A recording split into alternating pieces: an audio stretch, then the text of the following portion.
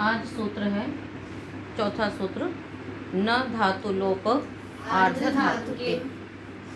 कल विधि सूत्र था, है ना, परिभाषा रूप में विधान किया उसने कि गुण और वृद्धि किसके स्थान पे होते हैं, एक के स्थान में ही होते हैं।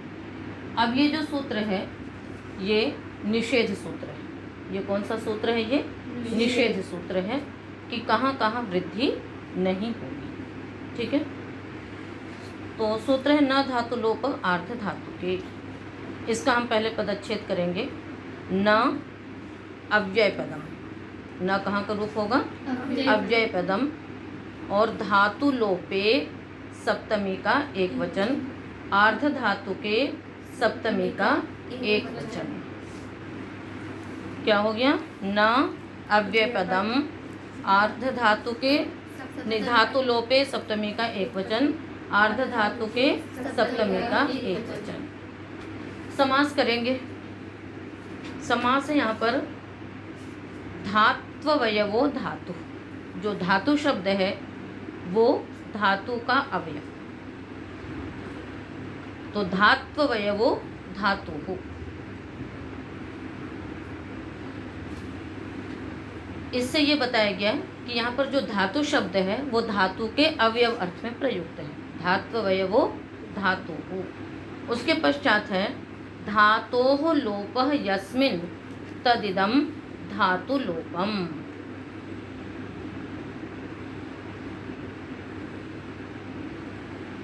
धातोः लोपः यस्मिन् तदिदं धातु लोपम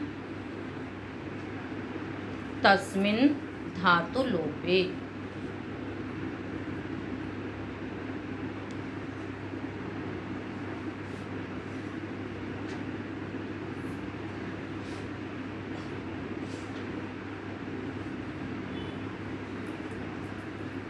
ठीक है, तो धात्ववयवो धातु का अर्थ क्या हो गया?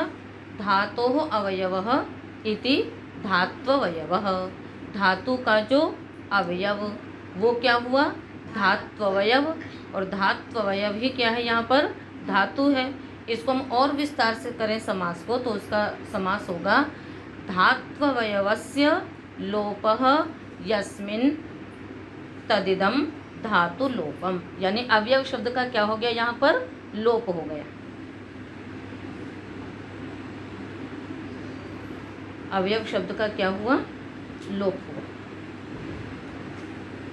तो धातोः लोपः यस्मिन् तदिदं धातु लोपम। बात समझ में आ गई? तो ये कौन सा समास होगा? धातोः लोपः यस्मिन् तदिदं धातु लोपम। धातोः लोपः यस्मिन् तदिदं धातु लोपम। बहुव्रीहि समास। कौन सा समास हुआ ये? बहुव्रीहि समास। किंतु सीधा सीधा बहुव्रीहि समास नहीं है ये, बीच में इसमें अवयव शब्द का लोप हुआ है, इसलिए हम इसमें क्या मानते हैं? उत्तर पद लोपी बहुव्रीहि समास, जिसमें उत्तर पद का लोप हो गया। किस उत्तर पद का लोप हुआ? अवयव शब्द का। किसका लोप हुआ? अवयव शब्द का लोप हुआ।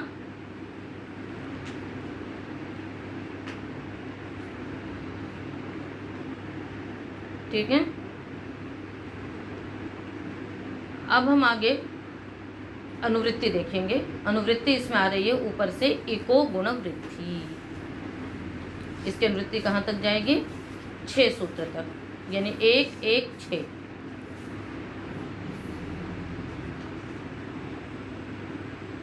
छठे नंबर का सूत्र है दीधि वेविताम, वहां तक इसकी अनुवृत्ति जाती है। अब अर्थ करेंगे। सीधा सीधा अर्थ तो इसका इतना ही है कि धातु लोपे आर्ध धातु के एकः स्थाने गुण वृद्धि न भवतः। सूत्र से अर्थ करेंगे तो क्या अर्थ होगा सूत्र का? धातु लोपे आर्ध धातु के ने गुण वृद्धि न भवतः। किंतु इतने से अर्थ स्पष्ट बिल्कुल भी नहीं होता है, इसलिए हम इसको थोड़ा सा विस्तार में जाएंगे। और किस प्रकार से विस्तार में करेंगे? जैसा आपने समास किया, बहुव्रीहि समास किया, उसमें जिस प्रकार से हमने समास किया उसके आधार पे अर्थ होगा। और अर्थ है इसका यस्मिन् आर्ध धातुक निमित्ते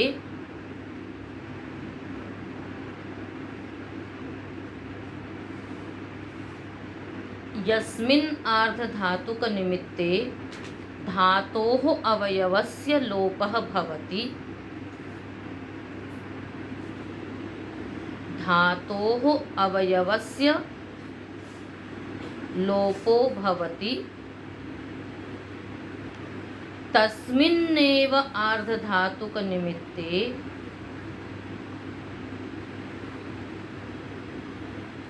एकः स्थाने ये गुणवृद्धि प्राप्नुतः ते न भवतः।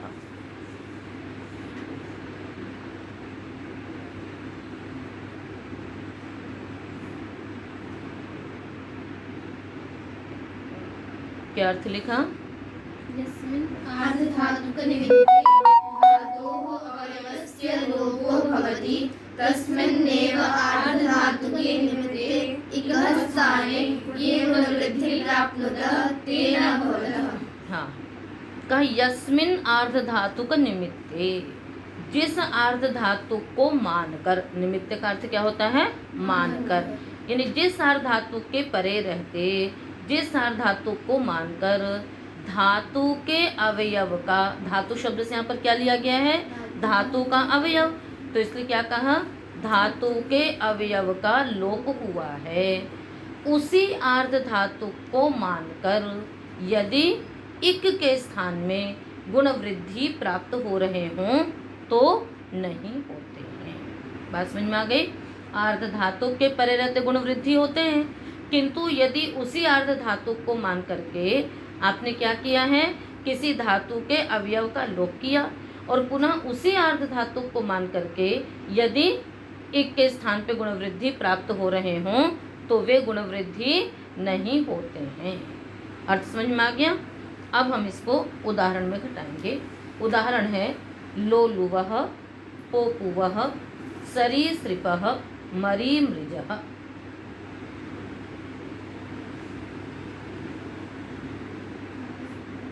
लोलुवः, पोपुवः, जहाँ भी लू धातु के हम उदाहरण बनाते हैं वहाँ पुई पवने का जरूर बनाते हैं, इसलिए लोलुवः, पोपुवः, सरीसृपः, मरीमृजः।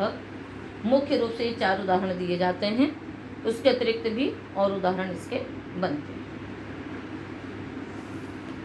लोलुवः, लोलुवः सुनने में आपको क्या समझ में आ रहा है? कौन सी धातु हो सकती है? लुई छेदने। तो यहाँ पर लुई छेदने हम धातु रखेंगे। क्या धातु रखेंगे?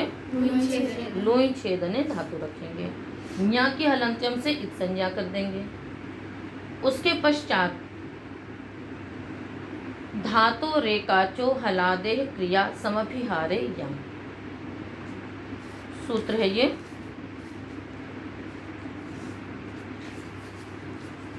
कहाँ जा रहे हो आगे? तृतीय अध्याय के प्रथम पाद का सूत्र है 22 नंबर का। धातोः एकाचः हलादेः क्रिया समभिहारे यंग। ठीक है, अर्थ होगा सूत्र का एकाचः हलादेः धातोः क्रिया समभिहारे यंग प्रत्ययः परश्च भवति। क्या अर्थ हुआ बोले? एकाचः हलादेः धातोः क्रिया समभिहारे यंग प्रत्ययः परश्च भवति। एकाचः, एकाचः यानी एक अच है जिसमें, यानी एक अच वाली जो हलादी धातु, एक अच वाली जो हलादी धातु, उससे क्रिया समभिहार अर्थ में। क्रिया समभिहार क्या होता है? पौनः पुण्यम भृशार्थो वा क्रिया समभिहारः। पौनः पुण्यम भृशार्थो वा क्रिया समभिहारः। पौनः पुण्यम, पौनः पुण्यम मतलब बार बार करना, किसी भी क्रिया को बार बार करना, ये पौनः पुण्य हो गया। भृशार्थ, भृश माने होता है अधिक, यानी बहुत बार करना। या तो किसी क्रिया को बार बार करते हैं या किसी क्रिया को एक बार में ही बहुत ज़्यादा करते हैं। ठीक है, तो ये इसी को क्या कहा जाता है? क्रिया समभिहार। तो एकाच तथा हलादी धातु से क्रिया समभिहार अर्थ में यंग प्रत्यय होता है और वह परे होता है। जैसे हमने इसलिए इसका विग्रह करेंगे, पुनः पुनः लुनाति इति लोलुवः, बार बार काटता है।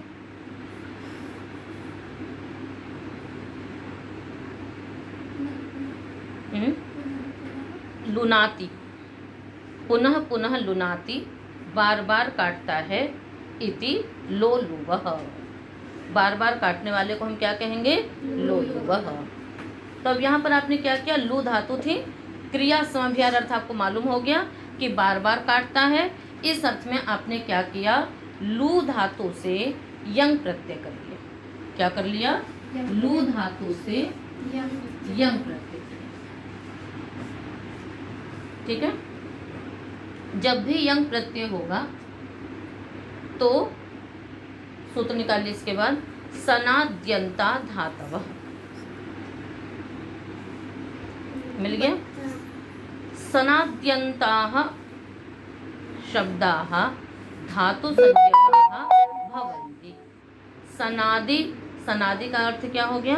द्वितीय के द्वितीय सन का जो सन है उस सन को लेंगे और यहाँ तक कमेरणे, ठीक है ना, ये सबसे अंतिम प्रत्यय है।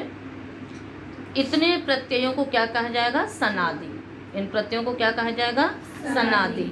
और ये सनादि प्रत्यय अंत में हैं जिनके, वे क्या कहलाएंगे? सनाद्यंत। ठीक है। उन सनाद्यंतों की क्या होती है? धातु संज्ञा होती है। अब आप कहोगे कि लू तो धातु था ही, पुनः सनाद्यंता धातु से धातु संज्ञा करने की क्या आवश्यकता हो गई? तो इसलिए हो गई कि लू की धातु संज्ञा थी, लू यंग की नहीं थी। और हमें क्या करना है? यंगंत से शब्द इत्यादि प्रत्यय लाने हैं, हमें उसको धातु बनाना है। यंग की धातु प्रातिपदिक संज्ञा है ना, प्रातिपदिक संज्ञा की तो यहाँ पर बात ही नहीं है। धातु पाठ में क्या धातु पढ़ी गई है? लू।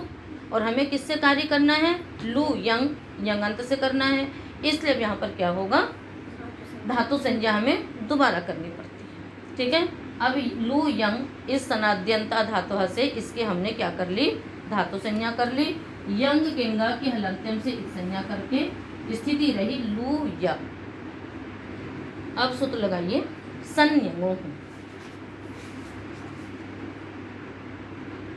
द्वितीय प्रकरण आपके छठे अध्याय के प्रथम पाद में, और ये सूत्र भी है छठे अध्याय के प्रथम पाद का 9वें नंबर का सूत्र, संयंगो।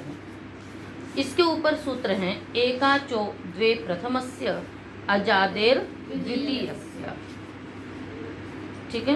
तो इनका तो आपका अधिकार ही चलता है जो कि चंगी सूत्र तक जाता है। चंगी तक लगाए हैं। इस संपूर्ण द्वित्व प्रकरण में एकाचो द्वे प्रथमस्य और अजादेर द्वितीयस्य, इन दोनों सूत्रों की अनुवृत्ति चलती है, जिससे हम द्वित्व की सम्यक प्रकार से व्यवस्था कर पाते हैं।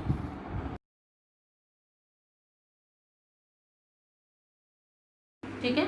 उसके पश्चात लिटि धातु अनभ्यासस्य सूत्र से धातुओं की अनुवृत्ति आती है 11 तक, यानी वही चंगी तक। अब हम सूत्र का अर्थ करेंगे। सन्नन्तस्य ञङन्तस्य अनभ्यासस्य धातोः, सन्नन्तस्य ञङन्तस्य अनभ्यासस्य धातोः प्रथमस्य एकाचः द्वे भवतः, अजादेः द्वितीयस्य एकाचः द्वे भवतः। क्या अर्थ लिखा आप सबने? सन्नन्तस्य यगन्तस्य अनभ्यासस्य धातोः प्रथमस्य एकाचः द्वे भवतः, अजादेः द्वितीयस्य एकाचः द्वे भवतः। हाँ, सन्नंत और यंगंत अनभ्यास धातु के प्रथम एकाच को द्वित्व होता है। यदि धातु अजादी होती है तो उसके द्वितीय एकाच समुदाय को द्वित्व होगा। ठीक है। तो ये यंगंत धातु हो गई।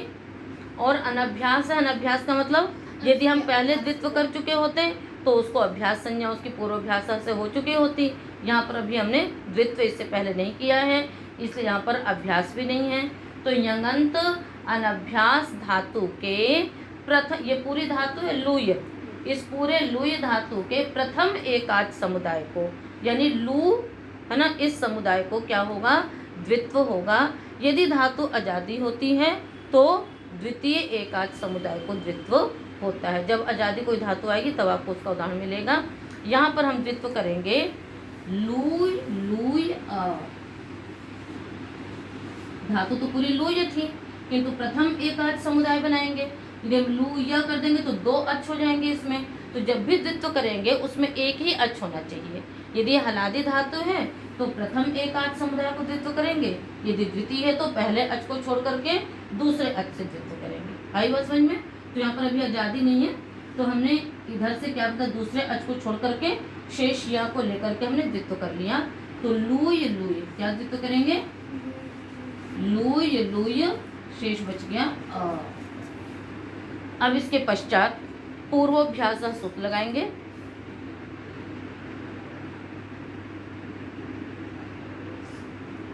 पूर्वाभ्यास का अर्थ आपको मालूम है, ये द्वे विहिते तयोः पूर्वः अभ्याससंज्ञा भवति। हाँ, ये द्वे विहिते तयोः यः पूर्वः तस्य अभ्यास संज्ञा भवति। जो हमने ऊपर द्वित्व किया है उसमें जो पूर्व वाला है उसकी अभ्यास संज्ञा होगी। तो अभी इसकी क्या हुई, केवल अभ्यास संज्ञा हुई। अभ्यास संज्ञा होने के पश्चात सूत्र लगा हलादि ही शेषः। अभ्यास प्रकरण 7वें अध्याय के चतुर्थ पाद में है। ये प्रकरण आप अपने अपने दिमाग में स्थित रखिएगा, ठीक है। जब भी हम द्वित्व करते हैं, द्वित्व करने के बाद अभ्यास संज्ञा होती है और अभ्यास संज्ञा होने के बाद कोई ना कोई अभ्यास को कार्य होता है। और वो अभ्यास प्रकरण कहाँ है, 7वें अध्याय के चतुर्थ पाद में 58 नंबर के सूत्र से है। हलादि शेषः, अभ्यासस्य की अनुवृत्ति आएगी 97 तक जाएगी। अर्थ होगा अभ्यासस्य आदि हल शेषः भवति। क्या अर्थ हुआ, अभ्यासस्य आदि हल शेषः भवति। ठीक है, अभ्यास का आदि हल शेष रहता है। तात्पर्य से क्या निकला, अन्य जितने भी हल हैं उनका क्या हो जाता है, फिर लोप हो जाता है। आदि हल शेष रहेगा। एक बात कह दी कि यहाँ इतनी कन्याएं हैं, इनमें से बस केवल कनिष्का रहेगी। तात्पर्य से क्या निकला, और सब चली जाएंगी। हमने कहा नहीं कि और सब चली जाएं, हमने बस इतना ही कहा कि बस यहाँ कनिष्का शेष रहेगी। तो तात्पर्य से आप सबने क्या समझा कि औरों को जाना है। इसी प्रकार हलादि शेष में नहीं कहा कि सबका लोप होगा, बस इतना कहा कि अभ्यास का आदि हल शेष रहता है। तात्पर्य से क्या निकला, जो शेष हल हैं वे नहीं रहते हैं, उनका क्या हो जाता है, लोप हो जाता है। तो ये अभ्यास है। अभ्यास का आदि हल क्या है, ल है, वो शेष रहेगा। अच से मतलब नहीं है, अच तो रहेगा ही रहेगा। हलों की बात चल रही है कि हल कई हो सकते हैं। अभ्यास में हमेशा एक ही अच रहेगा, या तो प्रथम एकाच को द्वित्व करेंगे या द्वितीय एकाच समुदाय को द्वित्व करेंगे। इसलिए अभ्यास में अच हमेशा एक ही रहेगा। इसलिए सूत्र ने अच की कोई बात नहीं की, किसकी बात की है, हल की। और वो हल भी यदि आदि में ही है, वही आदि में वही हल है, तब तो वो शेष बचेगा। शेष हलों का क्या हो जाएगा, लोप हो जाएगा। तो यह का क्या हो गया, लोप हो गया। क्या बच गया, लू लूय अ।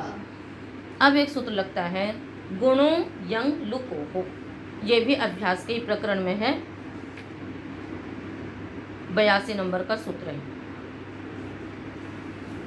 यंग लुको हो, यंग लुको में यंग तथा यंग लुक दो चीजें है ना। यंग और लुक, किसका लुक, यंग का ही लुक।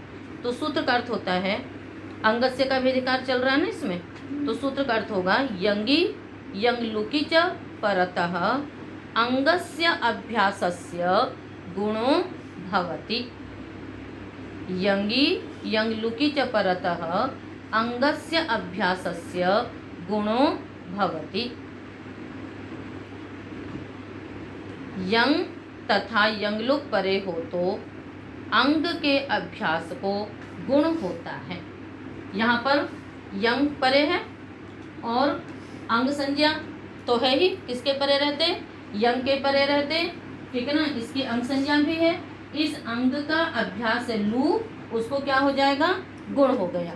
ओ को क्या गुण होगा, ओ। स्थिति हो गई आपकी लो लू या, लो लू या। अब ये आपकी एक नई धातु बनी हुई है, ठीक है ना। सनाद्यंता धातु से आपने की ही थी। फिर अ को हमने द्वित्व करने के लिए अलग रखा था, वैसे तो यह उसी में मिश्रित है। और य के पहले थे लोलू की अंग संज्ञा भी थी, तो इस अंग का ये अभ्यास है, इसको आपने क्या कर लिया, गुण कर लिया। क्या बन गया, लो लू य, ठीक है। अब इसके बाद धातुओं के अधिकार में सूत्र लगेगा नंदी ग्रही पचादिभ्यो ल्यूनिन्यचः, नंदी ग्रही पचादिभ्यो ल्यूनिन्यचः। सूत्र निकाल लिया।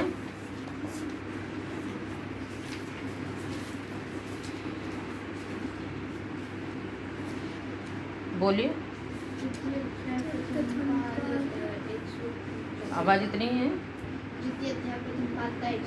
हाँ, तृतीय अध्याय के प्रथम पाद के 134वें नंबर का यह सूत्र है।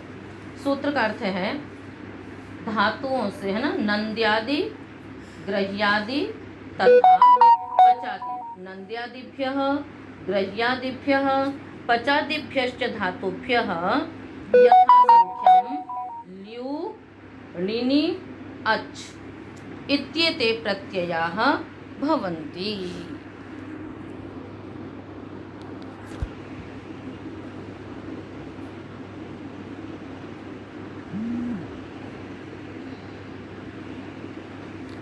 क्या अर्थ हुआ सूत्र का, बोलिए आप सब। नन्द्यादिभ्यः ग्रह्यादिभ्यः पचादिभ्यः च धातोः यथासंख्यं ल्यू णिन नहीं, णिनि, णिनि करेंगे तभी तो अच निकलेगा। ल्यू णिनि अच, अच हलंत, ल्यू णिनि अच इत्येते प्रत्ययाः यथासंख्यम, अर्थात नंद्यादिभ्यः ल्यू प्रत्ययः, ग्रह्यादिभ्यः णिनि प्रत्ययः, पचादिभ्यश्च अच प्रत्ययः भवति, ठीक है। अब यहाँ पर ये जो लोलू ये है, ये जो पचादिगण है, पचादिगण आपके ये जो तीनों गण हैं ये धातु पाठ में नहीं मिलेंगे, ये आपको कहाँ मिलेंगे, गण पाठ में मिलेंगे, ठीक है। गण पाठ है आप लोगों के पास, सबके पास है नहीं, कल आप गण पाठ भी पूछ करके लेके आएंगे, ठीक है। तो ये गण पाठ में गण है पचादी, पुनरपि ये आकृति गण है। पुनरपि क्या है, ये आकृति गण है।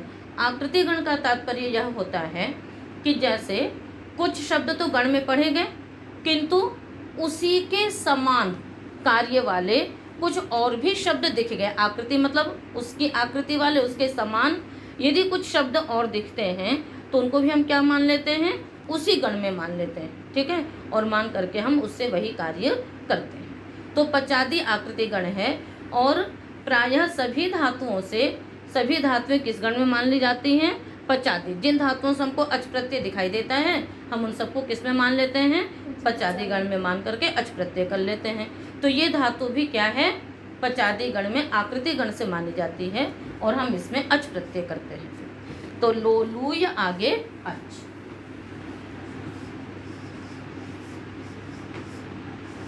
लोलू या आगे अच।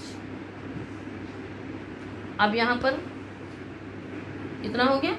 अब एक सूत्र लगाएंगे हम, यंगो चिच।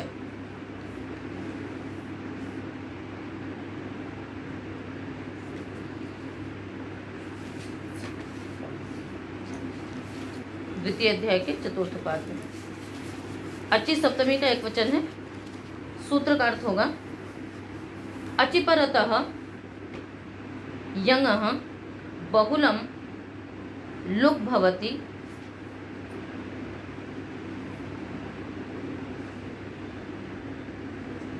छंदसि विषये।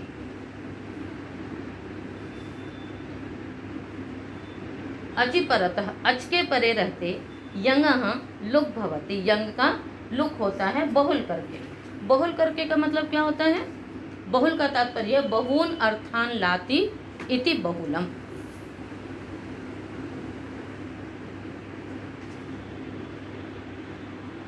बहून अर्थान लाति इति बहुलम, जो बहुत अर्थों को लाता है। तो बहुत अर्थ क्या क्या है उसके लिए एक श्लोक लिख लीजिए आप लोग। क्वचित प्रवृत्ति ही, क्वचित प्रवृत्ति ही, क्वचिद प्रवृत्ति ही,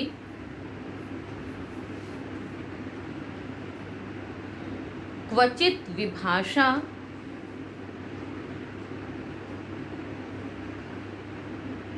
क्वचिदन्यदेव।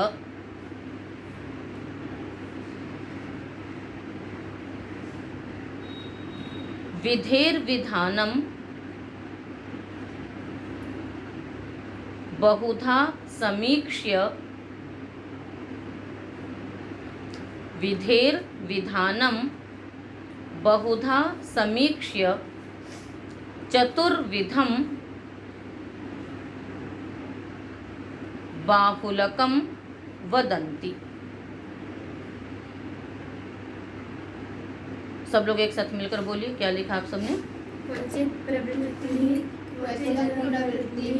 क्वचित विभाषा, क्वचिदन्यदेव, विधेर्विधानं बहुधा समीक्ष्य चतुर्विधं बाहुलकं वदन्ति। हाँ, कहते हैं क्वचित प्रवृत्ति, है ना, यानी सूत्र की कहीं प्रवृत्ति होती है। किसी भी सूत्र में जब हम ये कहेंगे कि यह कार्य बहुल करके होता है, तो बहुल का तात्पर्य क्या है वो बता रहे हैं कि कहीं तो सूत्र की प्रवृत्ति होती है, क्वचित अप्रवृत्ति ही, और कहीं पर उसकी प्रवृत्ति नहीं होती है, क्वचित अप्रवृत्ति ही।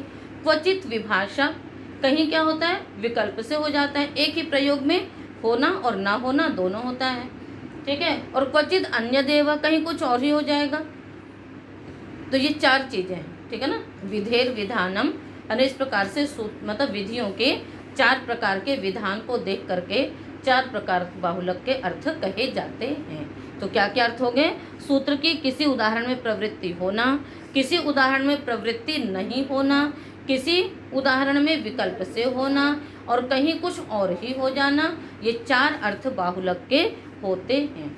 फिलहाल यहाँ पर तो आपका प्रवृत्ति है, यानी मतलब ऐसा जरूरी नहीं कि अच प्रत्यय के पहले यंग का लुक होना ही होना है, बहुल करके होगा, यानी कहीं होगा भी कहीं नहीं भी हो सकता है, ठीक है।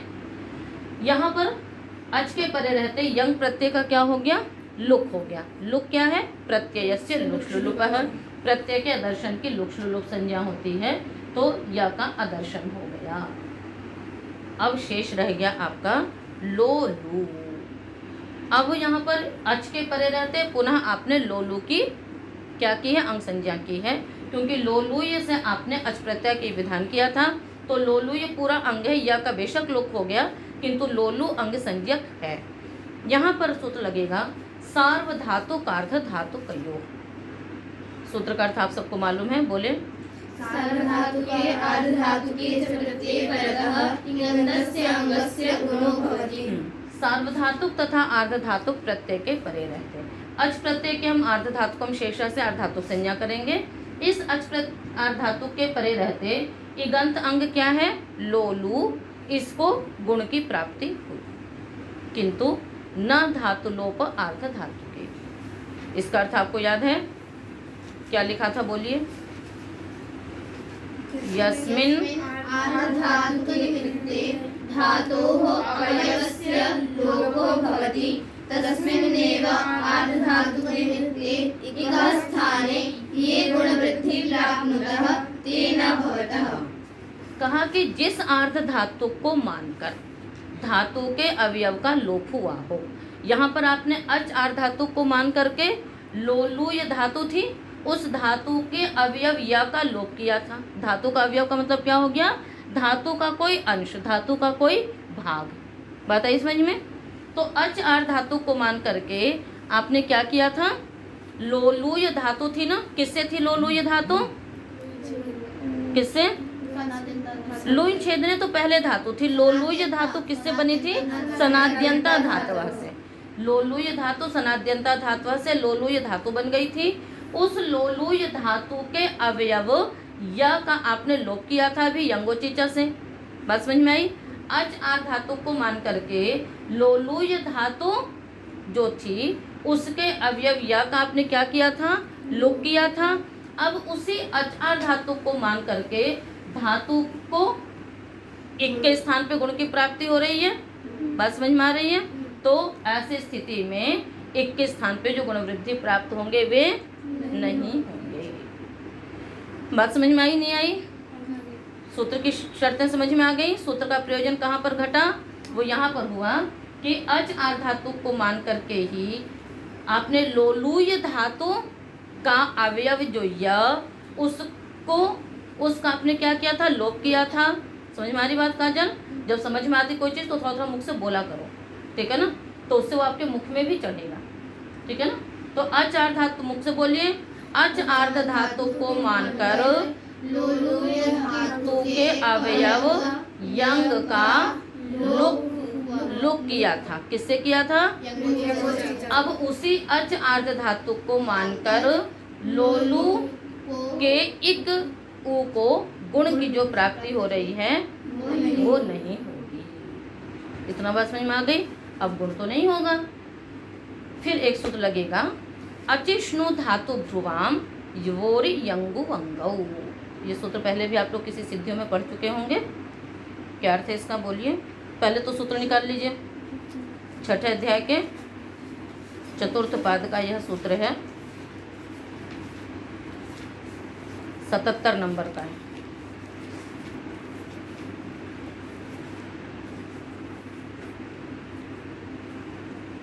मिल गया सबको? बोलिए आप सबने क्या अर्थ पढ़ा हुआ इसका? हाँ,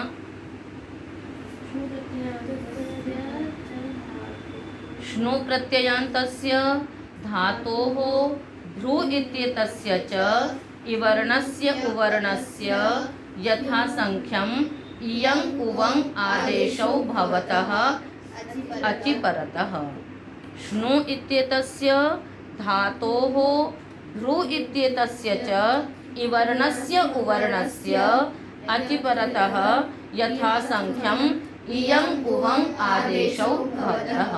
कहा कि श्नु धातु तथा भ्रू के, है ना, जो इवर्ण तथा उवर्ण हैं उनको क्रमशः इयं उवं आदेश हो जाते हैं, अच के परे रहते। अब यहाँ पर देखो, ये अच परे है अ, और ये उवर्णांत मतलब लोलू धातु है, तो धातु का जो है ना उवर्ण, इसको क्या हो गया, उवंग आदेश हो गया। तो उ के स्थान में क्या हो गया, उवंग। उवंग का शेष बचेगा ङ के हलंत से संज्ञा, व के अ के उपदेश जन्मनासिक से संज्ञा, अच के च के हलंत से संज्ञा। अब ये मिलकर के क्या बन गया बताइए, लोलुव बन गया, लोलुव। अब इसके पश्चात हम क्या करेंगे, स्वादित्पत्ति से पहले एक कार्य शेष है, किस सूत्र से, कृतद्धित समासाश्च। कृतद्धित समासाश्च से प्रातिपदिक संज्ञा करेंगे। प्रातिपदिक संज्ञा करने के पश्चात ज्ञाप प्रातिपदिकात् के अधिकार में स्वज समौट इत्यादि विभक्तियां लाके स्वाद्योत्पत्ति करेंगे। उसके पश्चात ऋत्व विसर्जनीय करके क्या शब्द सिद्ध करेंगे, लोलुवः। समझ में आ गया। ठीक इसी प्रकार से क्या सिद्ध होगी, कोपुवः। ठीक है, तो एक बार फिर से आप सिद्धि को दोहरा लीजिए। लुई छेदने धातु है, फिर जो हरादे क्रिया समभ्यारे यंग से यंग प्रत्यय हुआ, लू य। उसके पश्चात सनाद्यंता धातु से धातु संज्ञा, वित्व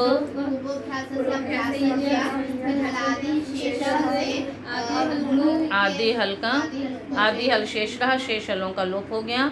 फिर गुणों यंग लुकों से गुण हो गया, तो लोल। हाँ,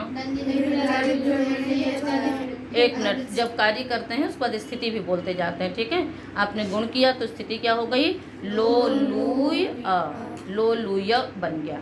अब इसको नंदी ग्रही पचादिभ्यो लुणिन्य चह से अच प्रत्यय किया पुनः। हाँ, फिर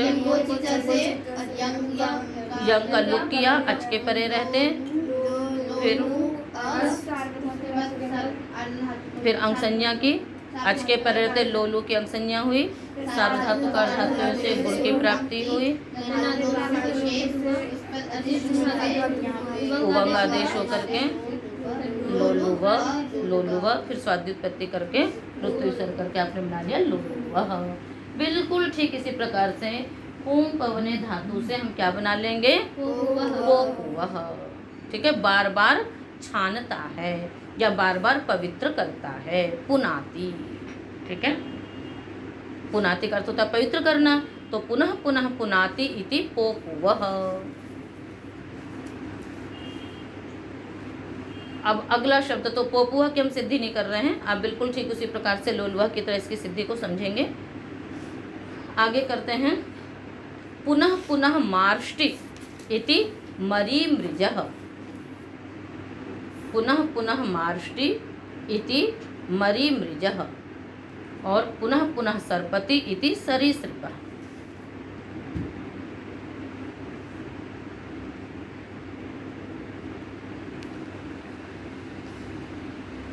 मृजो शुद्ध धातु है।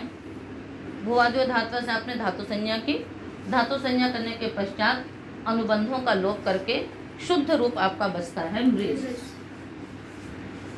पुनः यहाँ पर वही धातु रेखाचो हलादे क्रिया समभिहार यंग से, क्रिया समभिहार अर्थ में क्या होगा? यहाँ पर यंग प्रत्यय आ जाएगा, मृज यंग।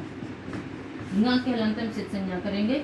सनाद्यंता धातु से धातु संज्ञा करके संयंगों से द्वित्व करेंगे, मृज मृज य। क्या शेष बचा? मृज मृज य। पूर्वाभ्यास से अभ्यास संज्ञा, हलादि शेष से अभ्यास का आदि हल शेष रहेगा, ज का लोप हो जाएगा, शेष बच गया मृ मृज य। यहाँ तक की स्थिति हो गई जो कि लोलुवः की तरह थी। अब उसके पश्चात सूत्र लगता है उरत। अभ्यास प्रकरण का सूत्र है ये।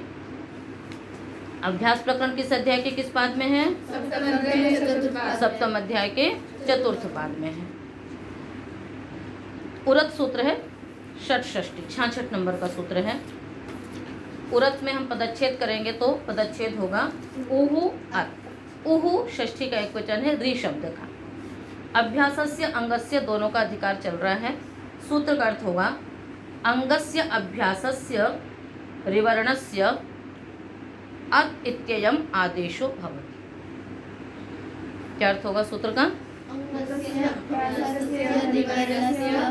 इत्ययम् आदेशो भवति। अंग के अभ्यास के रिवर्ण को अकार आदेश होता है। ठीक है, तो अंग संज्ञा य के परत आपकी हुई है।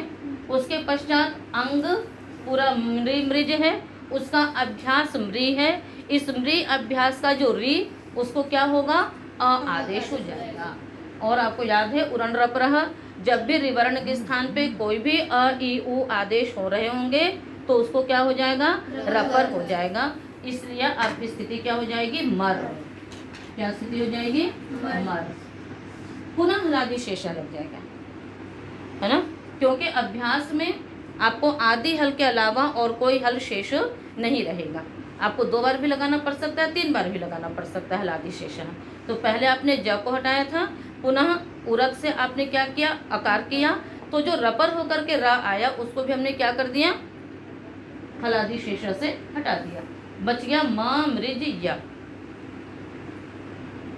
यहाँ पर अब सूत्र लगेगा री गृदु पदस्य च।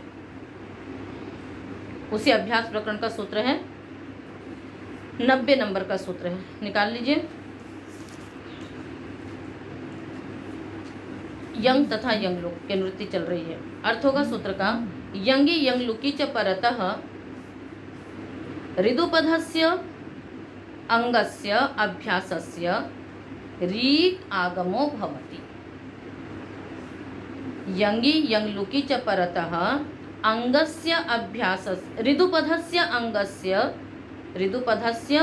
अंगस्य अभ्यासस्य रीक् आगमो भवति।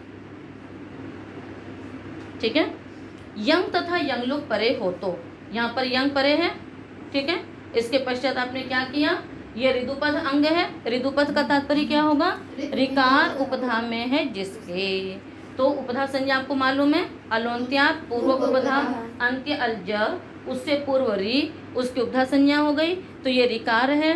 रिकार उपधा में है अर्थात ऋदुपद अंग है। इस ऋदुपद अंग का अभ्यास क्या है? म।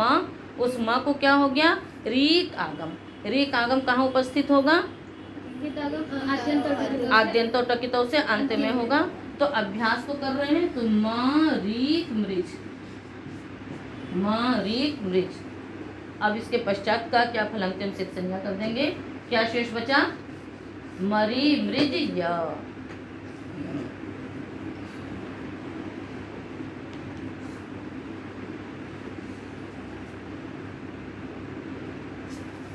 ठीक है।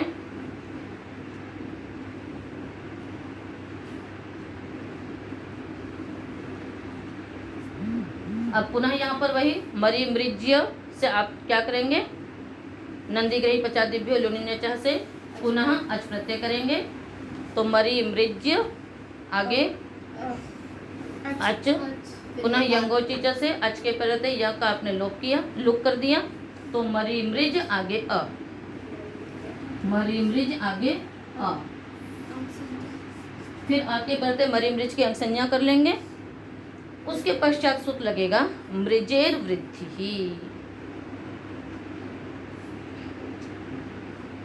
इसका अर्थ अभी आप पढ़ चुके हैं। मृजे अंगस्य वृद्धिर्भवति। मृज अंग के एक के स्थान पे वृद्धि होती है। ठीक है, तो मृज है ना, ये मृज मरी मृज एक ही चीज है क्योंकि उसी को आपने द्वित्व किया हुआ है। तो मृज अंग के एक को वृद्धि की प्राप्ति हो रही है। तो न धातु लोप आर्ध धातु के सूत्र उपस्थित होगा कि जिस आर्ध धातु को मान करके आपने अच आर्ध धातु को मान करके ही यंग का लोप किया था, अब उसी आर्ध धातु को मान करके यहाँ पर क्या हो रहा है? मृज अंग के एक को वृद्धि की प्राप्ति हो रही है। यहाँ पर आप एक बात कह सकती हैं, शंका कर सकते हो कि मृजेर वृद्धि में तो बस इतना कहा है कि मृज अंग को वृद्धि होती है, वो सार्वधातु का अर्धातु परे रहते नहीं करता है। किंतु यहाँ पर मृज अंग को वृद्धि होती है, ये तो कहा है ना। और अंग संज्ञा कब होती है? उसी अच के परे रहते। तो इस प्रकार से क्या कहते हैं, मृज के वृद्धि का निमित्त कौन बन रहा है? अच्छी बन रहा है। इस कारण से ये उसी को निमित्त मान करके होता है। ठीक है ना। तो तात्पर्य क्या हो गया कि जिस अच को मान करके आपने यंग का लोप किया था, उसी अच को मान करके ये अंग संज्ञक होता है और मृजेर वृद्धि से वृद्धि की प्राप्ति होती है। इसलिए क्या हो जाएगा? यहाँ पर मृज अंग को वृद्धि नहीं होगी। जब वृद्धि नहीं होगी तो मरे मृज अ, मरे मृज, फिर तदित असमासाष्ट से प्रातिपदिक संज्ञा करेंगे और प्रातिपदिक संज्ञा करने के पश्चात स्वाद्युत्पत्ति रुत्व विसर्ग करके मरी मृज। ठीक है। अगला है सरीसृपः। पुनः पुनः सरपति इति सरीसृपः, जो बार बार सरकता है। इसीलिए ये सब जो सरकने वाले जो जंतु हैं उनको सरीसृप कहा जाता है ना। जैसे सांप इत्यादि हैं, उनको क्या कहते हैं? सरीसृप, क्योंकि बार बार वो सरकते ही रहते हैं। इसलिए सरीसृपा की सिद्धि बिल्कुल इसी प्रकार से होगी। वही रीक आगम इत्यादि सब कुछ। आप यहाँ तक आ जाइए। सरीसृप आगे अ, यहाँ पर भी यंगोचिच उसी प्रकार से लुक हो जाएगा। सरीसृप आगे अ बचेगा।